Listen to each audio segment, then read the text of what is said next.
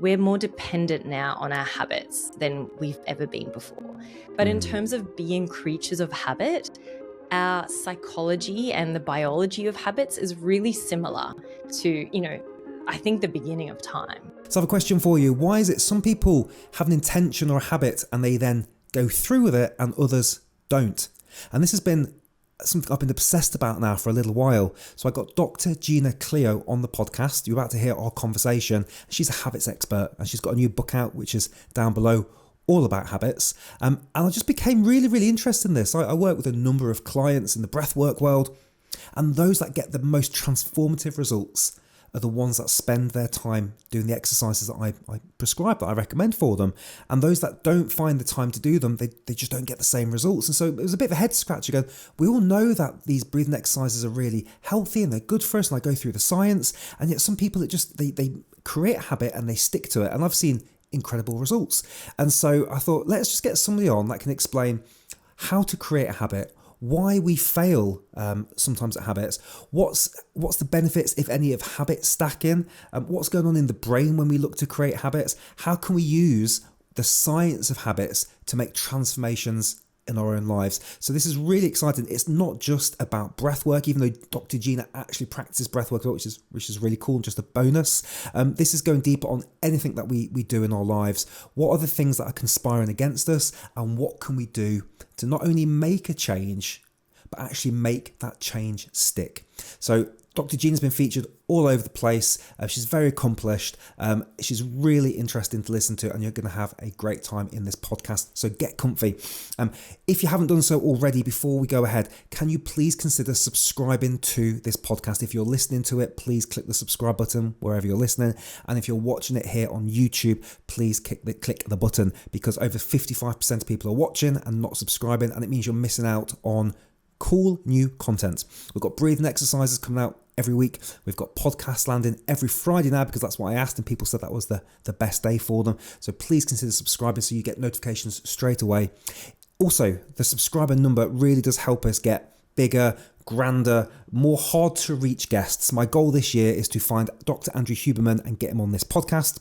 He just featured one of my breathing techniques, which is really cool. If somebody watching this knows Huberman and can make a connection, yes, please, we will do this. That's the plan this year, 2024. Anyway, enough yakking from me. Let's take a breath together.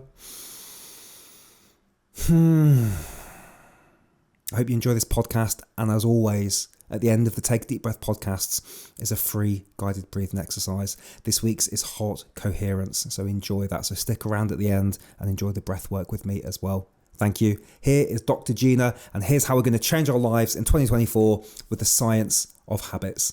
Thank you.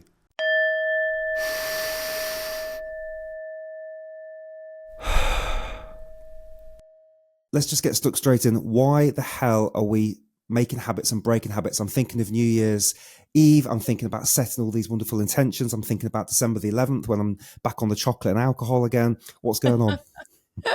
I mean, we make habits and break habits because essentially we want to make changes in our lives, right? We make habits because they create brain space for us, and I can, go into that in a bit more detail. But we break habits because we realize that we want our life to pivot in a different way, that something that we're doing isn't serving us anymore, or it isn't aligned with our values or with our intentions, and so we decide to break them. But the flip side is sometimes we break our good habits because they may be more difficult to maintain or to achieve or to sustain, or to, we've got a competing interest. It's much easier to press snooze and stay in bed a little longer than it is to get up and go for a planned run. So that's sometimes why we break some of our good habits as well. What is the difference between a person that makes and breaks habits consistently or constantly, a bit like me, I think, and those people that set a habit and then keep a habit? What's going on? Is there something different in the brain? Can you just explain a bit about why there are those different types of people, or are there those different types of people? I think we're both. I think everybody's both. I think we all have habits that we've started and then we've fallen off the wagon, and then we might chase them again, and then we forget about them, and we sort of cycle in and out of them. And then some of our habits we've started and we've maintained, and we might not even be aware of what some of those are. Like for you, it might be starting the day with a cup of tea or some breath work. For someone else, it might be the way they dry themselves after a shower. It's exactly the same sequence day in and day out. And for other people, it might be their entire daily routine is completely habitual and automatic. And so we're actually all the same in that way. I think we're all very good at starting habits. We're not very good at maintaining them long term. So for those of us who do maintain our habits, more frequently, I guess, than other people, what they're probably doing is they're practicing consistency. They have more resilience. They're persevering. They've created an environment that facilitates and supports that habit. And they're doing all the right strategies. It's small, consistent actions done in a repeated manner. And they've created those beautiful neural pathways in the brain. They'll be under less stress. They're sleeping well. There's so many factors that fall into this a perfect environment, I guess, for us to maintain these habits long term. So don't be too hard on yourself there, Mike. Is there there's a lot of talk I've seen on the internet about, I don't know, 21 days to create a habit and things like that. What's the truth around all that sort of stuff? Oh gosh, I'm so glad you asked me that question, because it's like my favorite thing to debunk is how long it takes to create a habit. This 21-day, I guess, theory has been around for decades, but interestingly, it has absolutely no research to back up that claim. It was actually a study in the 1960s by a surgeon who was doing facial reconstruction for his patients. And he found that after about 3 weeks or 21 days, his patients were no longer shocked when they would look in the mirror because they've had like a face that's been reconstructed. So he was like, well, it must take 21 days for neuroplasticity. That means 21 days to change a habit. But that's not at all the same. I think if it took 21 days to create a new habit, we would all live perfect lives, because we can commit to anything really for 3 weeks' time. But the reality is there's a range. It takes anywhere between 18 days to up to a year to create a new habit. And the reason there's such a big range is because there's so many varying factors, like how complex the habit is that you're trying to create. The more complex the behavior, the longer it's going to take for your brain to really make this complex behavior automatic and subconscious, compared to a simple behavior, which is just really easy to do. So your brain's like, oh yeah, I can be in the flow with this much quicker. It could also be how habitual you are as a person. My husband loves routine. He loves like the rigidity of, a day in day. He loves that predictability. I'm the opposite. I love spontaneity. I never have 2 meals the same. I'll go to a different restaurant and order a different thing just for fun. So it takes him a shorter period of time to create new habits than it does for me. But it takes me less time to break old habits than it does for him, because he's really set in that routine. So there are certain things that do impact it. It still comes down to consistency and perseverance. So we all have the capacity to change our habits and to, make it really as quick as we really want it to be through strong intentions. Okay. Cool. Very interesting. Are there different archetypes then and personalities, and some do better than others when it comes to creating habits? If I had a wish list, on the very top of my list would be a research that confirms this very question. And it's actually a topic that I'm so interested in going into a field of research for, because we don't have empirical evidence to answer that question. We have a lot of anecdotal evidence to show that certain people, for example, who display characteristics of conscientiousness tend to be more habitual or more in control of their habits, compared to someone who's just a little bit, more turbulent, or, really values that spontaneity and the pleasure seeking, I guess. But if we put it on a scale, and I guess you can probably reflect on this and ask yourself where you may sit on the spectrum. But say on one side of the spectrum, you're somebody who really loves to seek pleasure. You love roller coasters, you love thrill, you love breaking rules, you love when something different is happening. And then on the other end is anxiety avoiders. Anxiety avoiders tend to prefer systems that are the same and they're predictable and they don't need variation, because, hey, if it's working well, why do we need to change it? So let's just stick to how things are. So if we can, grossly overgeneralize and we say this is sort of the spectrum, the anxiety avoiders tend to be much more habitual than the thrill seekers. And it's kind of self-explanatory why that would be. Our habits keep us in a predictable routine. They're safe, they're comfortable. And so someone who's more of an anxiety preventer is going to feel really good about their habits. Okay. Where would you say you sit on that It's spectrum? good. I was just thinking about that because I love to go to new restaurants. I love to try new things. I also don't want to have anxiety in my life. I always struggle with those archetypes. I always feel like, I've never found one that like, I mean, I think everyone feels like this, but I never feel like there's one that always defines me. But yeah, it's when it comes to habits, I guess where does grit fit into this and discipline? Where do those sit when it comes to habits? Yeah, I mean, that comes back to the perseverance point. And when we're creating a new habit or breaking an old habit, in that initial phase, we need grit, we need determination, we need willpower. But once we're in the flow of it, once that new behavior really becomes a habit, it becomes subconscious, and then we don't need willpower. We don't need to be conscious about the behavior because it happens automatically. It's like every time you sit in the car, no matter how stressed you are, how tired or sleepless you are, you will still put your seatbelt on because it's a habit that you've always done. And it's the same with all of our habits. They will happen in our world without us needing to exert mental resources or grit to make it happen. Where does the whole brushing your teeth thing come in? Because I hear that thrown around a lot as well. You brush your teeth every day, so you should be able to do X, Y, and Z. And we've got a little one at the minute, so we're trying to get him to brush his teeth. And it's not going very well, but he's very young. But I do think about that a lot. I think, well, I do brush my teeth every day. Is that a helpful thing, or is that not a very helpful thing when people compare certain habits like brushing your teeth? I mean, we probably use the word that terminology of brushing teeth because we can assume that most adults do brush their teeth every day. So it's a really good analogy to show that this is a habit. You don't have to set an alarm to do it. You don't need a reminder. It's part of your daily routine. So I do think it's helpful. I don't think it's helpful to say, if you can do this, then you can do all these other things, because the thing is, for us to be really convinced to do a new habit, there's recipe involved in that, and there are parameters around it. And one of the main ones is finding a sense of reward in that new behavior. You brush your teeth when you're younger because you don't want to get told off by your parents. And then you don't want to get told off by your dentist. And then you don't want to have terrible breath or whatever it might be, right? Like, we have value in it. And then eventually the value of it becomes, well, this is just my routine and it feels weird when I don't do it. So I'm really comfortable doing this and I just want to do it for the sake of that.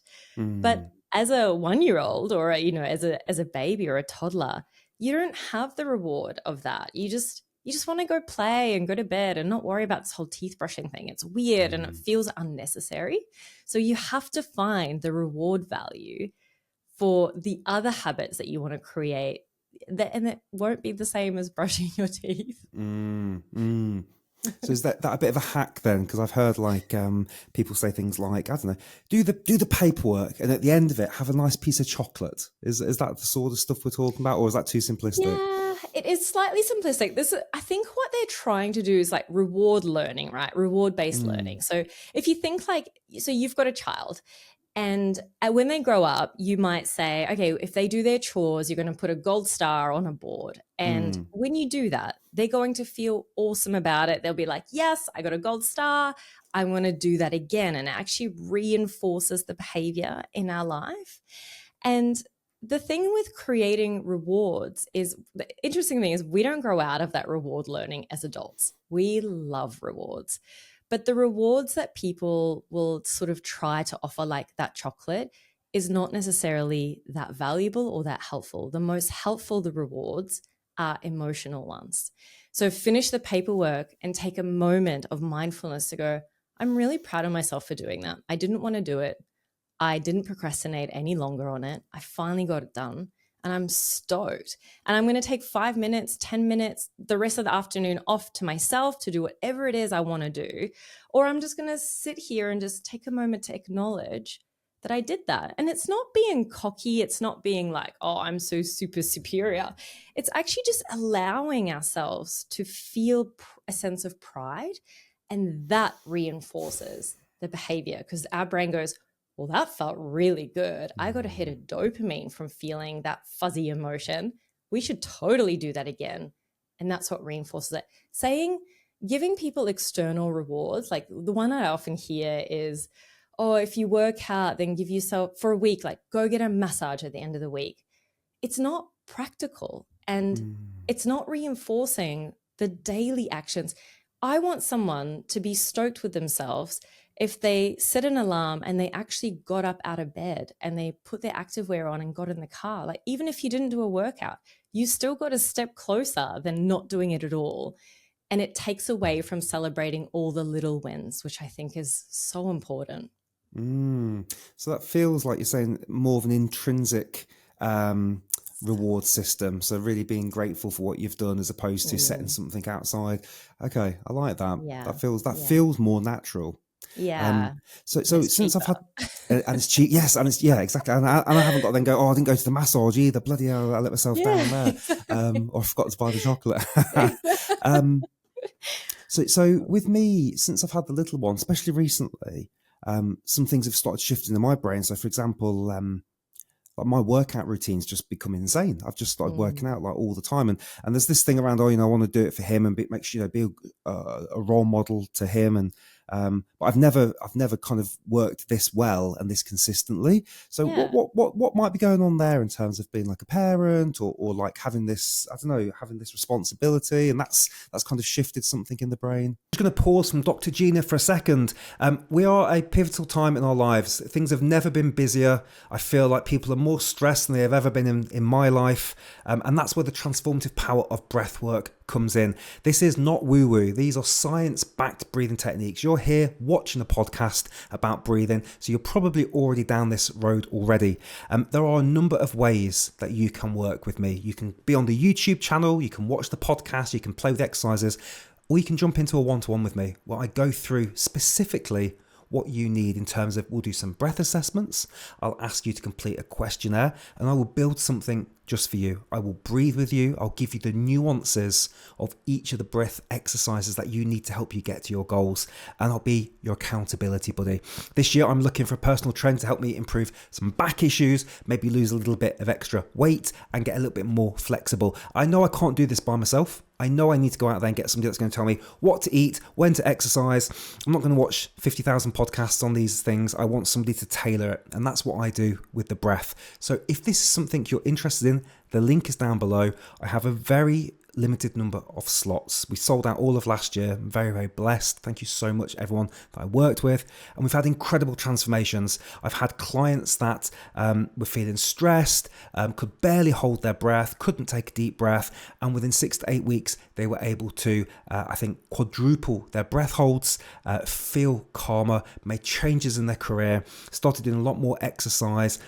People that stopped shouting at their kids because they had more patience, more resilience. And so many other clients. I've got a link and you'll see all the testimonials. It's a wonderful job. I love doing it. So if you're interested in one-on-one coaching, the link is down below. Back on with Gina. Cheers. Wild, Mike. Most people go the opposite way and they're like, I'm not sleeping. I've got less time. I want to spend, I'm here with my kid. I have all these responsibilities, and we get caught up in the to-do lists. I would say, we will create the biggest shifts in our lives when our environments change, when something in our life has dramatically changed. So it's generally moving house, starting a new job, bringing home a baby, divorces, marriages. Big changes create big transitions in our life. And that's because our environment is different and our habits are very driven by our environments. So it might be something like that. It could be something along the lines of like a shifting schedule, or you've placed more importance on exercise because you really notice the value of it now, and you notice the importance of it for your mental health and your physical health, and you need that now more than you did before. So there's got to be some sort of shift in that. What would you say, like, with these examples, do any of them resonate? Yeah, I watch silly little memes and stuff and reels and TikToks now and again. And I've seen these things around. Don't make your kids your excuse, make them your reason. And that one really resonated with me. Yeah. Yeah. Also, I'm an older parent. I'm sort of 41, and my back was getting quite sore. And I was like, I need to work out a bit more. Otherwise, I'm not going to lift my kid. And I also, we went on some roller coasters recently with my nephew, who's 17. And I was like, bloody hell, I'm going to have to do this in another 17 years time. I'm going to be nearly 60 then. So there's been a few Yeah. motivators go, shit, you need to get yourself in better shape for this sort Yeah. of stuff. So And they're all intrinsic, really, aren't they? yeah, It's like yeah. you've been driven by an internal desire that is so valuable to you, and it's more important to you than not working out. And so it becomes a routine and it's easy and you want to do it a lot. And that's the beauty of motivation in that way, is you don't have to grind. Is it can happen if you just put your mindset in the right space. Yeah, very cool. I'm loving the way that you're asking me questions on this as well. That's ace. I feel like Ah, it's very nice conversational. how cool. And it's making me think, oh, so I'm getting a bit of a free session here. So I'm a breath coach. We'll talk about breath work maybe in a bit as well. I have a lot of clients, and the clients that I tend to have, entrepreneurs, CEOs, high performance people, very busy. They're very successful. They're very busy. And a lot of them are very good at implementing the habits, but some are not. And even though the benefits of breath work are very clear, there's a lot of scientific evidence, people wouldn't be coming to me if they didn't understand the benefits already. They just want the structure, they want the accountability. Accountability is a big one. So I'm with them on WhatsApp. We're doing daily practices. We're on Zoom a couple of times a week. There's a lot of things going on. Yeah. But some people just can't seem to find the time. So what I've done is I've broken it right down. I mean, I'm really asking for around 22 minutes of breathwork practice every single day. That's the minimum effective dose.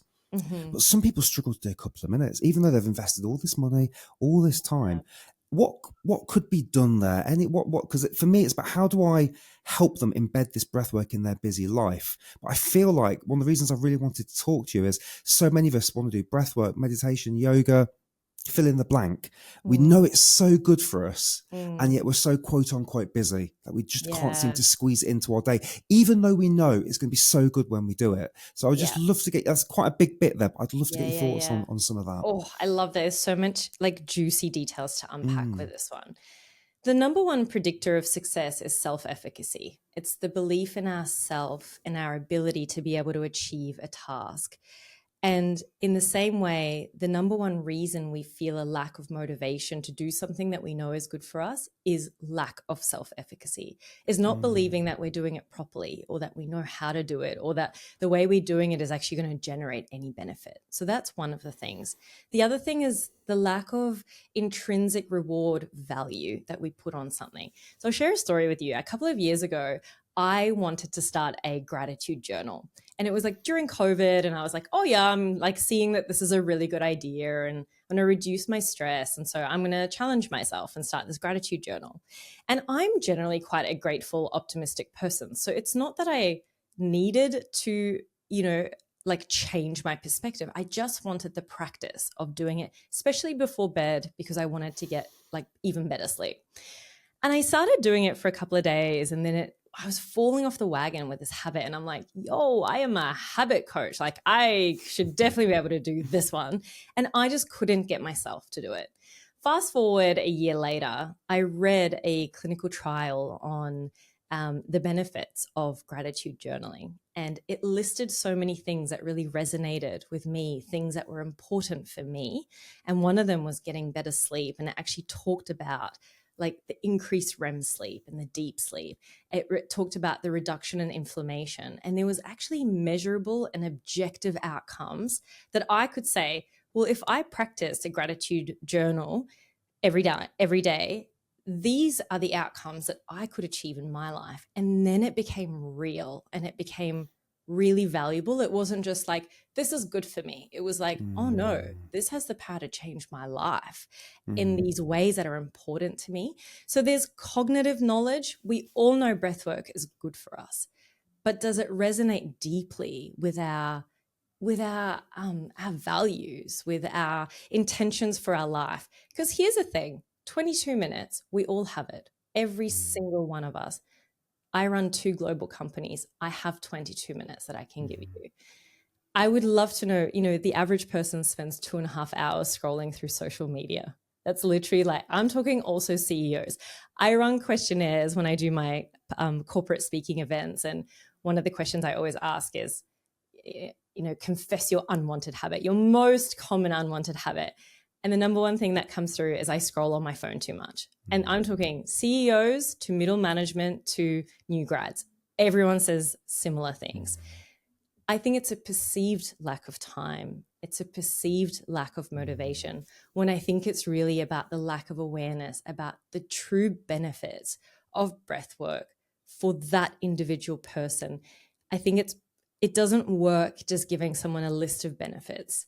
It has to resonate with their soul. They have to go, I can see how this will change my life. And then the other thing is, they really need to feel it.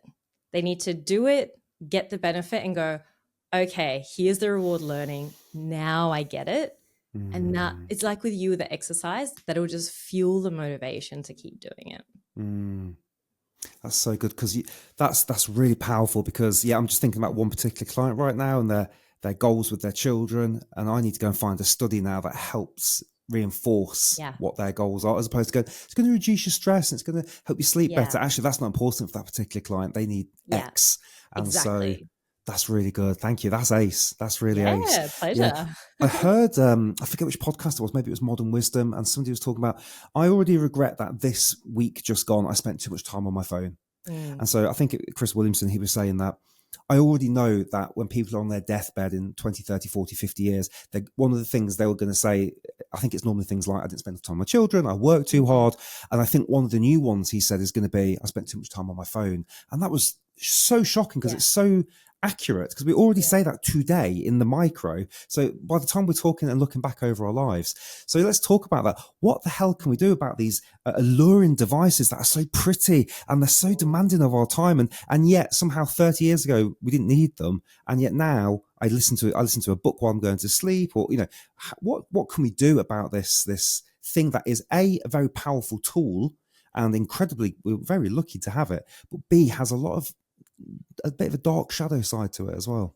Yeah, phones are so dopaminergic. They give us a sense of reward and anticipation, especially social media. We're scrolling through and there's colors and sounds and vibrations and there's notifications and there's all these things that are stimulating us. Now, it's really important to remember that the people who are developing these phones and these apps have an incredibly sophisticated team of people who are, their sole role is to keep us on our phones for as long as possible. We're talking neuroscientists, behavioral scientists, like psychologists, who literally have created these apps to keep us scrolling, because the longer we're on them, the more money they're making. So there's that. We're fighting against like big, I call it, it's an establishment. Like, we need to feel like we want to be anti-establishment sometimes. But there's strategies that we need to implement, I think. And the first one is, do not depend on your self-control. If you're, for example, like scrolling on your phone before bed and you don't want to do that anymore, do not have your phone next to your bed and be like, I'm not going to scroll on my phone, because it's really hard. What we actually need to do is create an environment that facilitates and helps our goals. So one of those things could be charging your phone in a different room and then having something else that you can do before bed, whether it's reading a book or something similar, so that when you go over and reach for the phone, which is going to be a reflexive action, then you're like, oh, my phone's not there. I'll just guess I'm reading my book now. And it's the same with like when you wake up. It's advised not to check your phone for the first 15 minutes because your brain is still in a state of waking up. It's our most creative time of the day. And looking at our phone ruins all that. But I think the first thing we really need to do is identify the triggers.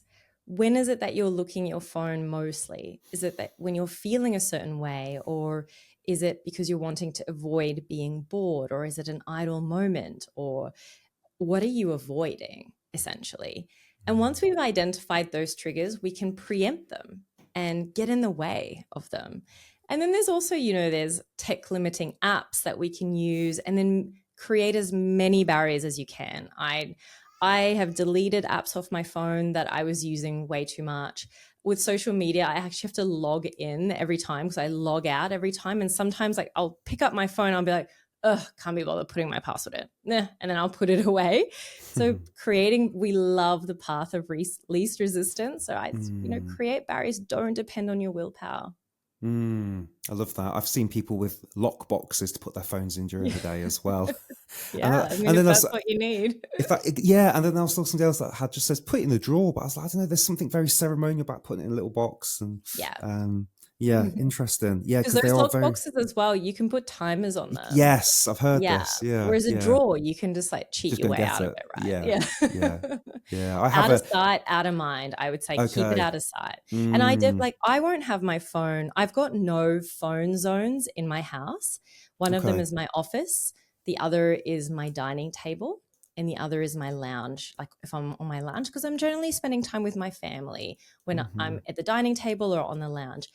Also, if we're on the lounge, we might be watching telly, and I have this rule of no more than one screen at once. And so I won't have it then. And then I don't have it in the office because, goodness, it is the perfect procrastination tool. When I was writing my PhD, there'd be so many times where I'm like, I'm stuck on a word. I'm like, then I'll just like grab my phone and start playing Tetris for like half an hour. I'm like, well, this is not going to help me. And so I don't want to associate that procrastination, which is, hard, it's already easy to fall into, with a really quick fix that's reflexive and it's a dopamine hit. Because then every time I get an email I don't want to respond to, or have a difficult conversation, or get stuck on a word, I'm going to grab my phone. And now I'm creating a cycle where procrastinating is easy. I'm getting rewarded for it with dopamine, and it's a really terrible cycle to get into. So no phones in my office. I love that. I've just made a note of that because that is something I'm going to adopt straight away. Ooh, goody. I love it. How I've seen a lot of stuff around dopamine detox. Is there any truth to that? And should we be doing something about that? I think dopamine detoxing, when done right, can be really powerful. I think what people do, though, is they take it really extreme, and it can actually make you feel absolutely miserable. And I do not recommend it. And this is probably a really controversial opinion. But basically, the idea of dopamine detoxing is to eliminate the things in our lives that we're feeling somewhat addicted to, or really drawn to, I guess, a bit out of control with. So that could be things like screens, like phones, television. It could be sugar, alcohol, nicotine, whatever it might be for you. The idea of detoxing, though, is eliminating it entirely. And it's generally done over for 30 days. There is research to show that if we eliminate something that we feel somewhat addicted to for 30 days, it's a great idea. Our brain starts to change the neural pathways around our association of that being really rewarding, and it sort of tends to fall away as a strong habit. But if we're doing too many things at once, if we're now not using social media at all, and we've cut out sugar, and now we're not having coffee, it's actually too much. And now your brain's like, whoa, I'm not feeling any dopamine, like certainly nowhere near as much as I used to feel before. And dopamine makes us feel good. And so we can actually fall into this really miserable state, and it becomes all or nothing.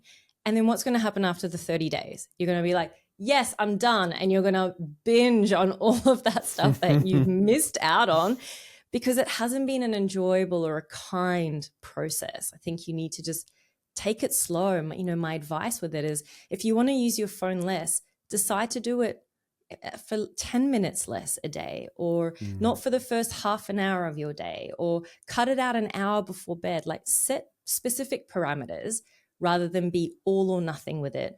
And then once those parameters become habitual and you're in the groove of it, add some more. Now it's like, well, now I won't take my phone to the bathroom with me, or I won't take it when I'm out for my walk. And you can add things, but don't do it all at once. You'll feel lousy. And is that same thing true with habits as well? If you're trying to create a new habit, just do one thing at a time, or because you hear this thing, habit stacking, But then I think that, again, could you just explain a little bit about what habit stacking is, if that's Yeah. actually a thing? And if I've got 15 things, like I'll give you just a little example. I felt so bad last year because there's so much pressure on a morning routine now, especially if you think you're like an entrepreneur or something. So cold shower, meditate, journal, weight resistance, go for a run, ground on the earth. I can't remember what they all are now. Breath Yeah. work on top of it. There's Yeah. like 30 things, and you do one, and then you feel rubbish because you haven't done the rest. So, Yeah. and I've worked on that a lot, and I feel a lot better about that now. But I would love your thoughts on: do we start with one thing at a time, 10? What's the best? What's the Yeah. science saying about that? I've had the same experience where I was like, I want to overhaul my mornings and do all this stuff. And I felt the same. I was like, I just can't. I mean, how do I fit in all these things and start work at 9 a.m.? Like, I don't understand how I could do it all. But our brains are only capable of changing up to 3 things at one time. And so your list of, goals, which probably looks more like Santa's Christmas wish list than, a set of realistic ambitions, the more you put on there, the less likely you are to achieve it. And I don't say that to be pessimistic. It's literally, that's just what the science says. And actually, the science says that if you just focus on one thing at a time, you're much more likely to sustain it long term. If you just did that, you got in a routine with it, and then you can add something else later down the track. So it's exactly the same thing. I tried to do 5 small things because I was like, oh yeah, I've got a high capacity. I'm a behavioral scientist. I got this. I'm going to do 5 things and I'll make sure they're really small. It was literally like meditate for 10 minutes, drink 2 glasses of water first thing in the morning. You like simple things, right?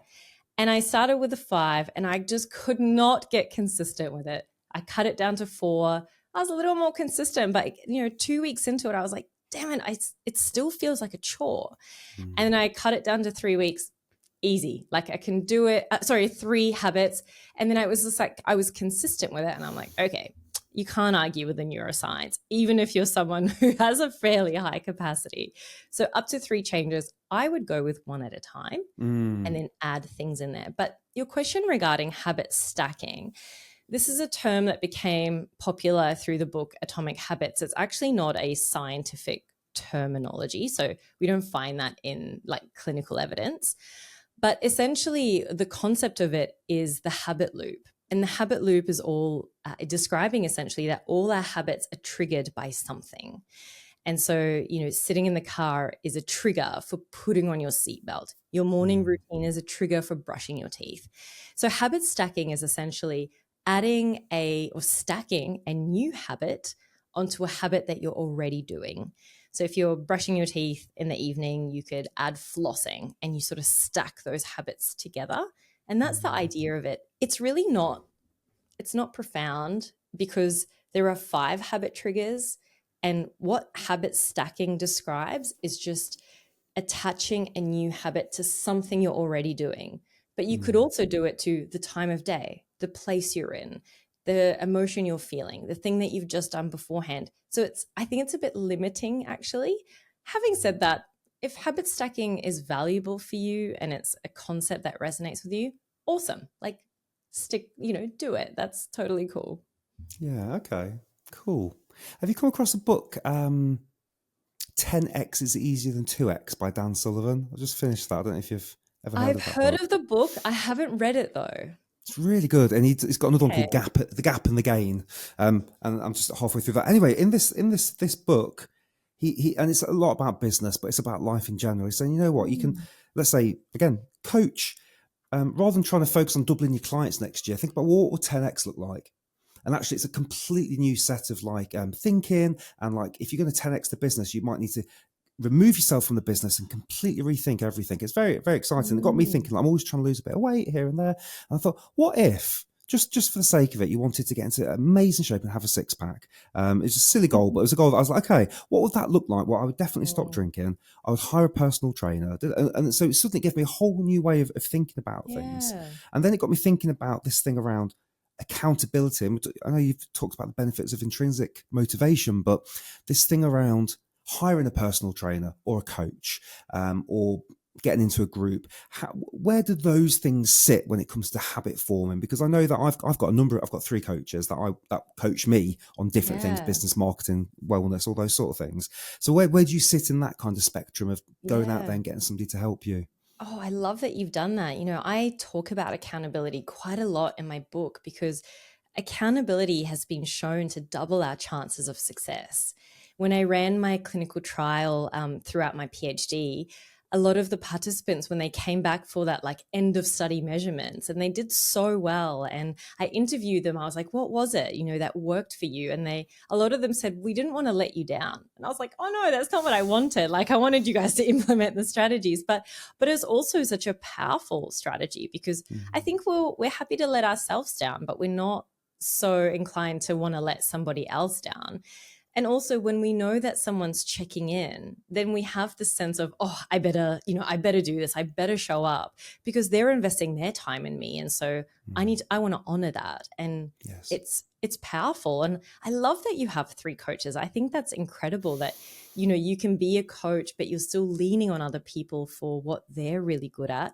I think it's essential. I think it's incredible. Accountability, it can be with a coach. When it comes to habits, it could also be through a habit tracker. So it's ticking off when you've done a habit every time. The ones that work even better are habit trackers where a coach can see it. Like double Oh, accountability. oh, oh, I love that. I love that Yeah. so much. I've got a list of habit tracker apps on my website. So, feel free to jump on there and pick the ones that resonate with you Yeah. because there's some ones, there's ones that really makes a difference. And there's actually a study I read the other day. It was fascinating. It showed that when people were creating new habits, they were really consistent with their habits as long as they were tracking the habits, self-monitoring. As soon as they stopped self-monitoring, they stopped doing the habits. When they started self-monitoring again, they created the habits again. It's almost like habits and that accountability goes hand in hand. I love that. I found the easiest thing the other day, sometimes you see something and it's so simple and you think, why didn't I know about that before? So Arnold Schwarzenegger's got a new book out called Be Useful, which I highly recommend. It's Okay. so wonderful to get this life advice off this guy that's been successful in so many areas. And he talks about when he was in the gym, and again, this is so blinking simple. He has a piece of chalk. And because he goes around the gym now, and obviously it's Arnold Schwarzenegger. He was Mr. Universe 7 times. He goes around the gym and he talks to people. Because, what are you doing today? And I go, oh, I'm just working out. Well, yeah, but what? Why? And they go, well, my doctor told me to work out. Yeah, but what's your goal today? And people don't. And I was like, he's talking about me. So he goes into the gym and he has a piece of chalk and he will write on the wall what he wants to do. And every time he does a rep, he marks it off. Yes. And then he does the 5-bar gate. And I was like, that seems really good. And so I started, again, another thing, my wall is just covered in chalk now, my gym downstairs. I love that. And it's a reminder of all the workouts I've done so far. But Yeah. each time I'm like, oh, I'm really tired, but I can do one more and I'll go and I'll get that 5-bar gate. That has been an I can't, honestly, it's so hard to convey how powerful it is because it sounds so simple. Yeah. And do you find, Mike, that every time you tick it off, you're like, yes, like I'm closer now and it feels really good? That's that reinforcement learning, that reward learning. So powerful. I've seen sales team have goals and they'll say, okay, I've got to make 100 phone calls today. And they'll put 100 marbles in one jar and they'll move the marbles across into an empty jar every time they've made a call. And just that visual, that the visual, I guess, representation of their progress, so powerful. And I love lists. I'm such a list person. If I do a task and it wasn't on my list, you better believe I'm going to write it on my list just so I can cross it off, because that sense of status, that accomplishment is so good. Yeah, I do. I've started doing this thing now where I've got my little list in the mornings, and I don't like to cross it out now because I want to see what I did. So I use the highlighter to highlight the line I've done, and that way I can still see what. Oh, okay, they're the things, as opposed to and I tick it off anyway. That's just a silly better little idea. thing that I've done. I like that. I'm gonna do that. So, yeah, and you go back and you can sit, and then you can go back and go, okay, what did I do on Tuesday? Okay, there's all. Anyway, Love it. When do you think humanity started creating habits? Because we were obviously hunter-gatherers and we were probably quite reactive. And what's your inkling on, like, when we go, do you know what, today I'm rather than be going for saber-toothed tiger, I'm going to go and plant something, or I'm going to go and like play with my kids, and I need to play with my kids more. So do you think it's a fairly recent thing, like it's come with the modern age and the industrial age, or do you think we've always been habit creators and habit trackers? I think we've always been creatures of habit. I do think that we're more habitual now than we have ever been before. We make over 35,000 decisions every single day. And if we had to make each and every one of those consciously, we would be completely exhausted. We couldn't survive in the world. And whether the decisions were around survival in hunter-gatherer, or if they're around, the best way to navigate to work, they're still decisions. If you think of, the simple act of sitting down, you just think of it as, I'm going to sit down. But actually, your brain is going through a myriad of decisions of where to place your feet, where to put your hands to balance you. It's thinking about how high or low the seat is from where you are. There's hundreds of decisions that are actually made in the simple act of just deciding to take a seat. And so the more stressed we are, though, the more habitual, the more we fall back into our habits. I think also the more work we do and the less sleep we have, again, the more we fall back onto our habits. And so the reason I say that I think we're more habitual now than ever before, I actually mean more that we're more dependent now on our habits than we've ever been before. But in terms of being creatures of habit, our psychology and the biology of habits is really similar to, I think the beginning of time. Yeah. I love that. Can we talk a bit about sleep? Because I'm a bit of a sleep prince. Yeah. And before I had a kid, I was obsessed. But I have to, I read Dr. Matthew Walker's book, Why We Sleep, and that ruined my sleep for about 2 years. So I got so anxious about, like, oh my God, I need to get 8 hours. If you don't get 8 hours, you're going to get Alzheimer's, and all this stuff kicked in. So I've got a number of sleep routines, but I'd love to know, what are yours? What are your sleep habits? Yes. And what else have you learned about sleep and habits? The reason I laugh at this is because I recently did a trip to Amsterdam with my best friend, Monica, and she's a psychologist. And we've been best friends for 20 plus years. And she was just fascinated with my sleep routine because she was like, I don't even recognize you. You've done all this stuff before you go to bed just to get some sleep. Now, she's a mum. I'm not. But I love sleep so much. My sleep routine, it's so funny you ask this because she literally, like, because she's a psychologist, she obviously notices human behavior. Okay, my sleep routines. Firstly, I won't look at screens for an hour before bed. I've got a no blue light, like little beacon light that I use, and it's beautiful. It's like this amber color, and it's also the globes that are in my bedroom and bathroom are now no blue light, and so I love having those there. I've got a Sensate. I don't know if you've heard of the Sensate. I've got one. Yeah, love it. Yeah, cool. Yeah. All right. So I do Sensate. For those of you who don't know what it is, it's not a vibrator. Okay. People are like, oh, it's a vibrator. It just sits on your chest and it vibrates on your sternum, and it just is really relaxing. So that it's really similar to, for me anyway, doing a 10-minute meditation or some breath work before bed. So those are the things I do. I also don't drink any fluids from about 7 p.m. because I've got a pathetic bladder and I don't want to be up like all night. I don't have much caffeine, and if I do, it's only first thing in the morning. I limit sugar in the evening. So I love dessert. I love chocolate, but I'm conscious not to have too much sugar at night. Look, there's a few things. I've got blackout curtains. I wear earplugs, I have a silk pillowcase so my hair doesn't get caught on my pillow. I have a few things. I would say of all the rituals that I have, my sleep ritual is the most sacred. Beautiful. What do you do outside of that? Okay. So I was going to say, are we on par? Yeah, can I share some extras? So I've got the glasses. I've got the blue light blocking glasses. My iPhone goes completely red. So if I do need to look at it, it's completely red. Got the red lights going on. Now, here's the extra. Here's the cherries on the cake. grounding mat, earthing mat. Have you come across Ooh, these? I haven't. So essentially, here's the very short version of it. Up until about 60 years ago, we were always touching the planet, and we're all electrical beings. When we excuse me, when we're disconnected, it causes a lot of problems. We get static if we touch our phone. You can actually measure the ampage going up in the human body. You touch the grounding mat. I've got one here on my desk. It goes back down to 0 again. Helps reduce inflammation.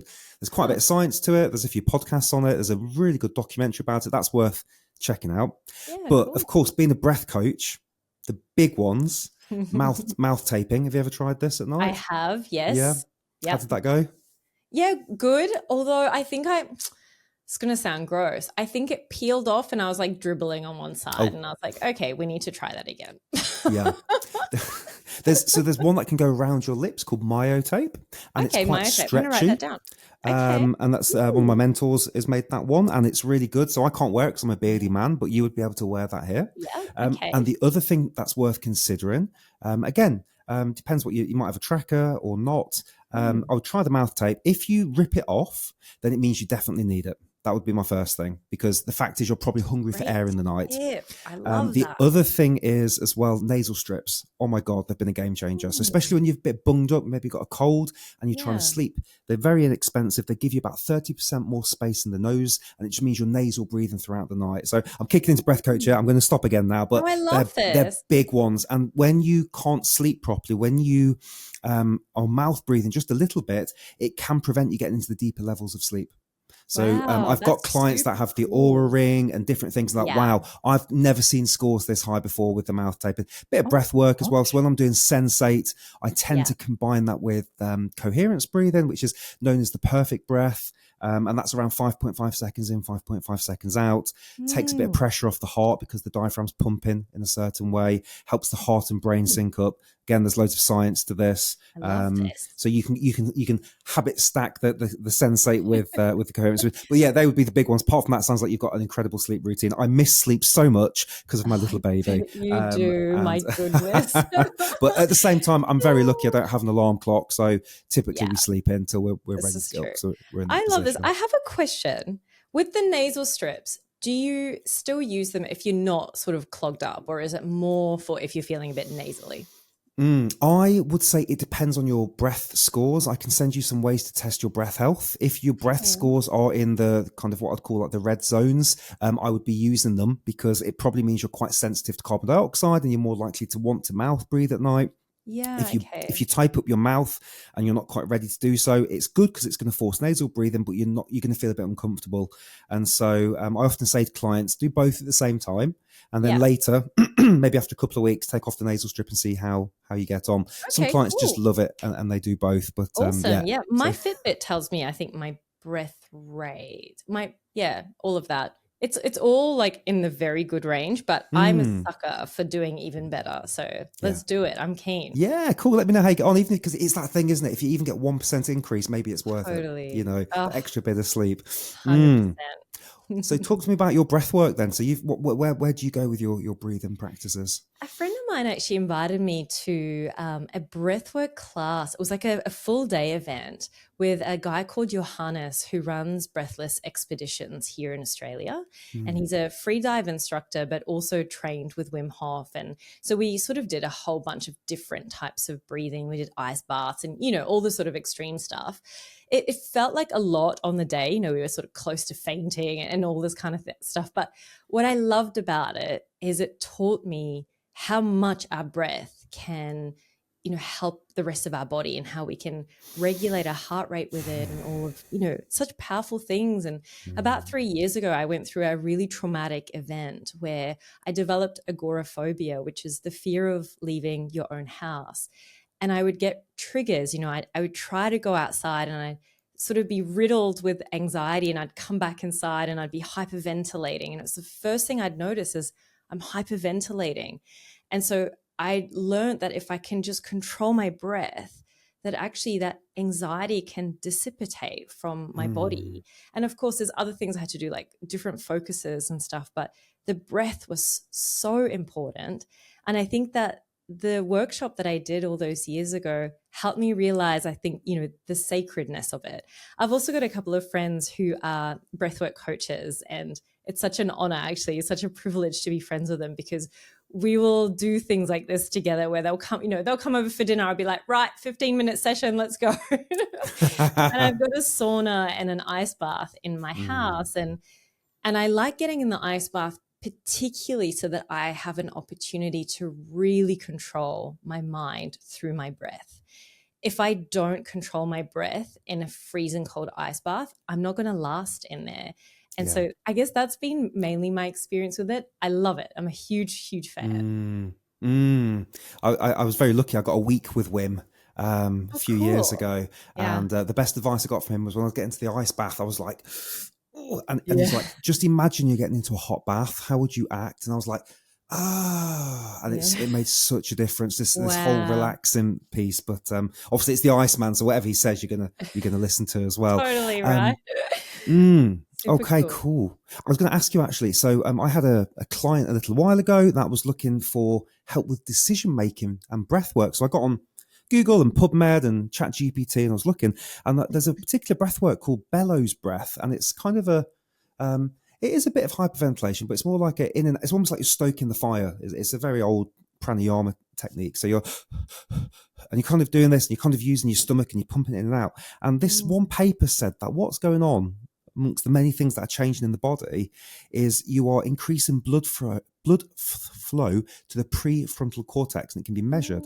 And Mm. in doing so, it's helping you make better decisions. Do you know anything about, like, not necessarily That's the breath work, but fascinating. but the blood flow being increased, and would that help with habits and that sort of thing potentially? Wow. I do know that increasing blood flow to the prefrontal cortex does wonders, because our habits sit in a part of our brain called the basal ganglia, which is more the emotive part of our brain. It's an Mm, impulsive part of our brain. It's driven by things like emotions and memories and things that aren't logical. Whereas our prefrontal cortex is where our intentions sit. It's where we make logical decisions and decisions that are actually going to serve us, that are part of our value systems more. mm, So, actually, sitting more in prefrontal cortex is a beautiful thing. And I know that increasing blood flow to the prefrontal cortex is really powerful when it comes to, aligning our behaviors with our intentions. But I've never heard of it from a breathwork perspective. I've only mm, heard of it from doing things like TMS, which is transcranial magnetic stimulation. It's mhm, a sort of a brain magnetic tapping strategy mm, that psychologists have been using more and more. But I would love to read that study. That sounds mm, incredible. I'll dig it out, send it to you. Yeah, Cool. thank you. We're at basically the end. This has been ace. I would love to get you back at another point because I feel like we could I I want to just love pick your that. brain for hours. Yeah. Um, just talk to us very about your book. Where can people Yeah. find it? And where can they find you? Thanks, Mike. So my book is being released on the 4th of January. This is coming out after that? It can do. Yep. Okay, Yep. so I'll just say my book is just released. It is called The Habit Revolution, and it's come out in Australia, New Zealand, the UK, and the US, and it's soon going to be in China and some other countries. So, The Habit Revolution is really all about simple steps for really powerful habit change. I wanted this book to be a guide. I wanted to hold the reader's hand through a change journey, because change is not easy. Although the steps may be simple, the actual process of change is not easy. So I talk about all the things that are involved with habit change, and then all the things that are outside habit change that make habit change happen.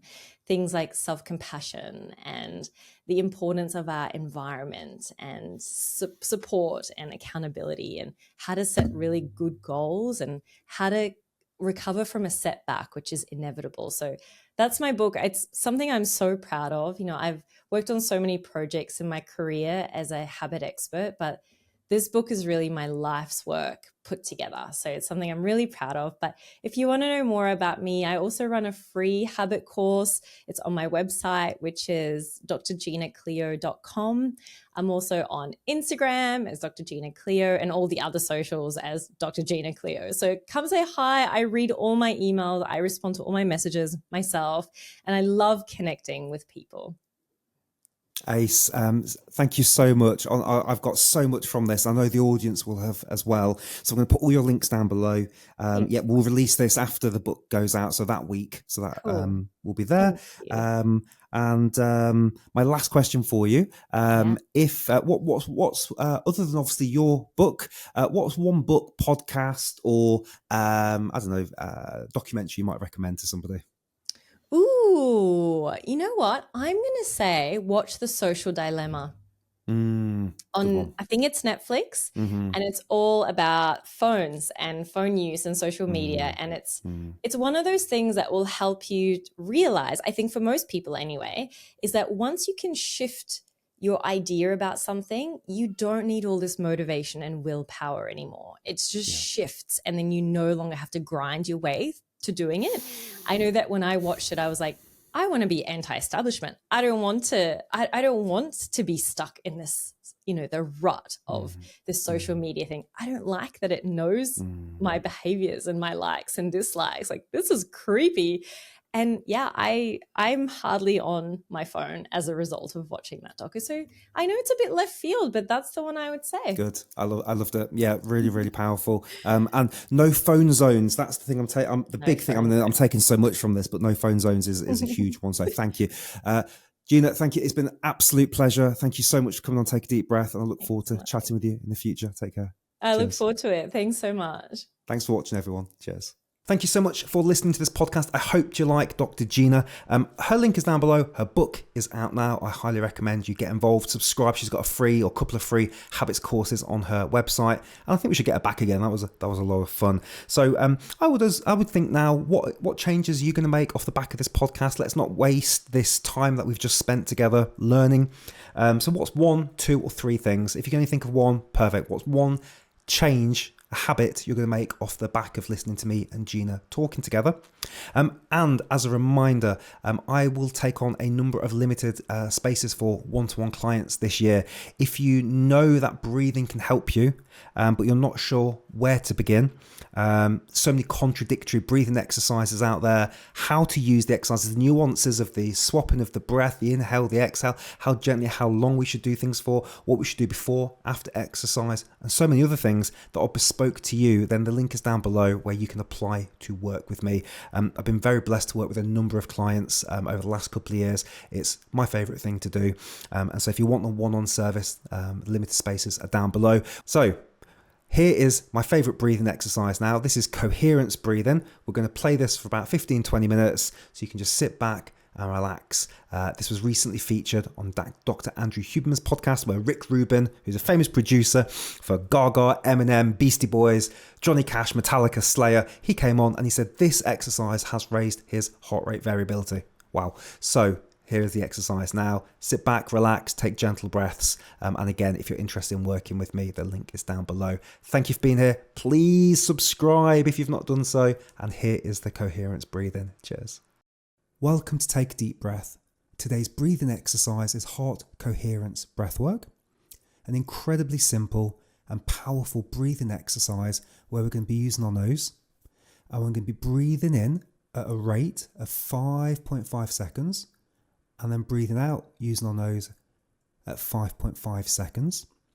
This is a continuous breathwork exercise. This means we don't stop at the inhale or exhale. We just breathe in and we breathe out at that rhythmic rate of 5.5 seconds. Now, this is an incredibly powerful exercise because coherence breathwork allows us to use our diaphragm to pump our organs in such a way that our heart will then allow itself to get in sync with the brain. And there's all sorts of benefits. You can check out a breath cast I did with Dr. Brown. I'll link it so you can have a look at that if you want to go really into the science of what's going on here. But for those of you that just want to know a little bit, this exercise is wonderful, reducing stress, helping you get a better night's sleep and calm down and unwind and relax. So who doesn't want a little bit more of that? Just a little bit of advice before we go into the actual breathing exercise. What you don't want to do here is just completely fill up the lungs and completely empty the lungs. This shouldn't be a fast breathing exercise.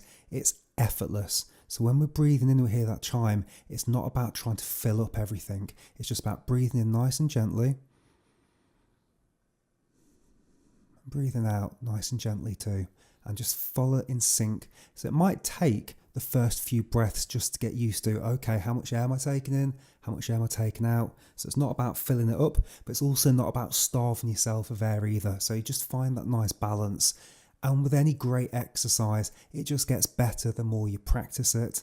The recommendation for heart coherence breathing is around 20 minutes a day for maximum benefits. So we've designed this exercise that you can use it every day if you want. And that is it. So let's get stuck into the breathing exercise. Thank you.